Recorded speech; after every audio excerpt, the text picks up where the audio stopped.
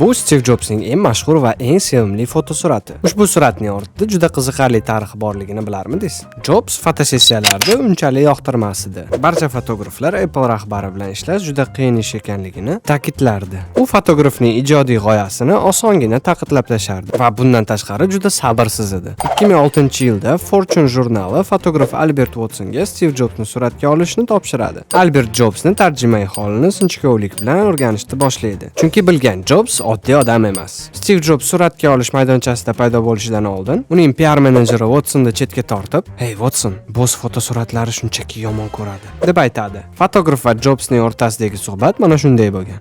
Mr. Jobs, siz uchun yaxshi yangiligim bor. Suratga olishimiz uchun ko'p vaqt ajratilgan. Ammo men buni atigi 30 daqiqada bajarib olaman. Oh my god, juda ham yaxshi bo'lardi. Bugun qiladigan ishlarim hali ko'p. Okay, Albert, nima qilishim kerak? Mr. Jobs, tasavvur qiling. Ro'parangizda fikringizga qo'shilmaydigan bir nechta odam turibdi. Lekin siz mutlaqo haqligingizni aniq bilasiz.